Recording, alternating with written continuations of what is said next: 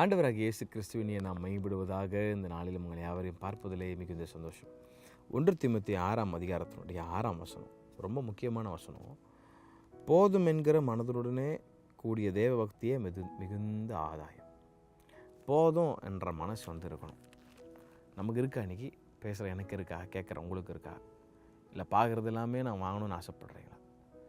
அது it is not a good habit அப்படின்னு சொல்கிறார். உலகத்தான் சொல்லுவோம், இதில் என்ன ஆசை இருக்குது? கஷ்டப்பட்டு சம்பாதிக்கிறோம், உழைக்கிறோம், வாங்குறதுல ஒரு தப்பும் இல்லை. ஆனால் பைபிள் சொல்லுது, போதும் என்கிற மனது உனக்கு இருக்கட்டும்.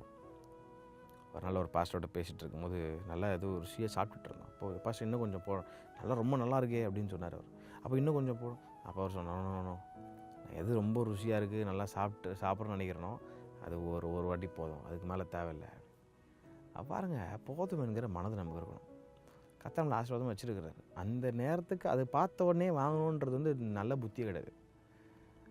அதுக்காக கஷ்டப்பட்டு இஎம்ஐ எடுத்து வாங்குகிற ஆட்கள்லாம், லோன் எடுத்து வாங்குகிற ஆட்கள்லாம் அது ஆண்டவர் அப்படி சொல்லவே இல்லை.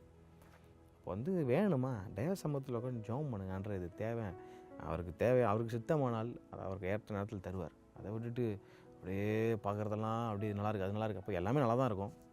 கடைசி வரைக்கும் டெக்னாலஜி வளர்ந்துட்டு தான் இருக்குது. இப்போ ஃபார் எக்ஸாம்பிள் iPhone 16 வருது, 17 இப்போ செம சூப்பராக இருக்குது. இப்போ ஃபோன் நல்லா இருக்கா, 16 நல்லா இருக்கா, ஓகே, அது போதுமே. அதுலேயும் அதே கால் தானே பண்ண போகிறோம். வாங்குறது தப்பே கிடையாதுங்க. அது வாங்குறதுக்கு எனக்கு எதிரியே கிடையாது, தப்பே கிடையாது. ஆனால் எதை வாங்குறதுக்கு முன்னாடியும், சப்பா இது எனக்கு தேவையா, இந்த பணத்தை நான் யூஸ் பண்ணலாமா அப்படின்னு தேவை சமூகத்தில் கேட்டு அர்ப்பணித்து வாங்கி பாருங்கள். அது committee waste to the Lord. அப்போது ஆண்டவர் உங்களை நேர்த்தியே நடத்துவார். அப்போ எல்லாத்தையும் வாங்கிட்டு இருந்தீங்கன்னா ஒரு நாள் தரித்திரம் தான் உட்காந்துருக்கு. அது ரொம்ப கவனமாக நம்ம செயல்படணும். ஆண்டவர் விரும்புகிறார். போதும் என்கிற எண்ணம் இருக்கணும். ஒவ்வொரு நாளும் ஆண்டவர் நாங்கள் எங்கே போனாலும் வந்தாலும் போதும் என்கிற எண்ணம், அது ஃபுட்லேயும் சரி பொருள்லேயும் சரி போதும் என்ற ஒரு எண்ணம் இருக்கும். அப்போ ஆண்டவர் நம்மளை ஆஸ்வதிக்க போதுமானவர் இருக்கிறார். கர்த்தர் தாமே யாரையும் ஆஸ்வதிப்பாராக. ஆமென்.